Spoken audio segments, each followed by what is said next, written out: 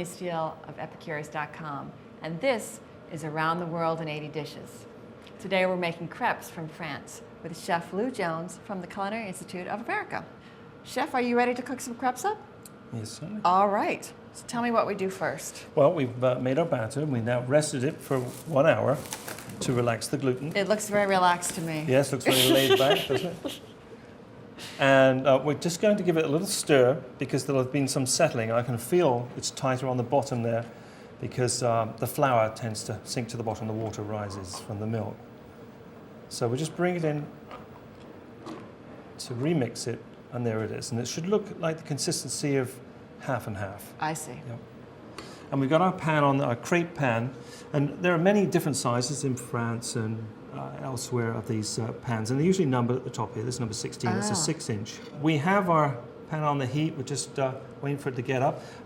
We're going to take a little bit of this butter, and if you don't have a pastry brush at home, just get some paper towel if you're using this method, and just push it around like so.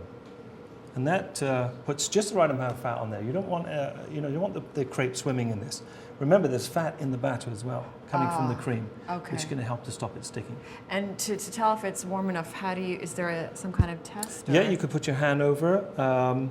You do want it hot enough to make it bubble. Okay. Because that is going to give us the lacy effect that we have on it. You see all the little holes? Yes. That's because we got our temperature right and our consistency right. I see. Those two things. Okay. So now we can see a little bit of smoke coming off here. That's a good sign. Okay. So you take it off. Take that off. We'll just swirl our batter again. Take about an ounce into the... So when it goes in, you swirl the pan very quickly. I see. Then you don't get one thick area, one thin area, whatever. Okay, you need even coating. And you can see the little holes. Yes. And it seems like it's only about 10 seconds or 20 seconds, right? Yep, for that swirl. Yeah. Yep. And you can see the color coming already on the edge of the pan. Okay. We're almost there. Now, if we look at the crepe, we can see it's starting to brown up on the side here. That's the telltale sign to lift it up and turn it. Now, you can't flip these pancakes. You can't toss them. It's not like you can flip American pancakes, no problem. Right. So our crepe is almost finished now. It'll have a little bit of color on the other side, and all we've got to do is pick it up and flip it out. Voila. Beautiful. So now we've made our crepes. Now, obviously you could eat them just like that, and I would happily. But what would you fill them with, say, in Brittany? What would be a typical thing? Would calvados and Grand Marnier? Even the Bretons use lemon and sugar. Citron et sucre. Oui? And then, and then, so just squeeze your lemon juice on. Be generous. Put some sugar. Sprinkle that on. Like so. Put it into the fold. And there's a little lemon and sugar. And then, of course, there's the favorite modern fillings is Nutella and banana. Ah, my gosh.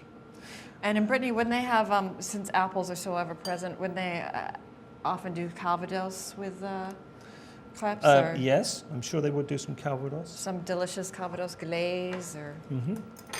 But if you move closer to Paris, of course, then you're going to see the classic crêpe Suzette. So when you fold a crepe like that, so you fold it in half, and then you just quarter it over again. Yep. Okay. Or you could do the other one, which is the long version.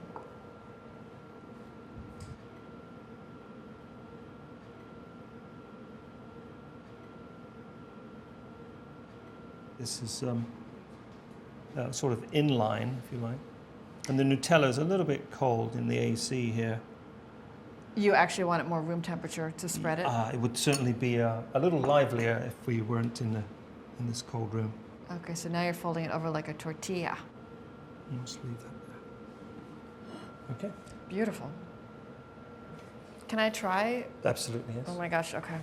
Yeah, help yourself. I'm going to try first of all, I've never had lemon and sugar. It's a good mix. Sweet and sour.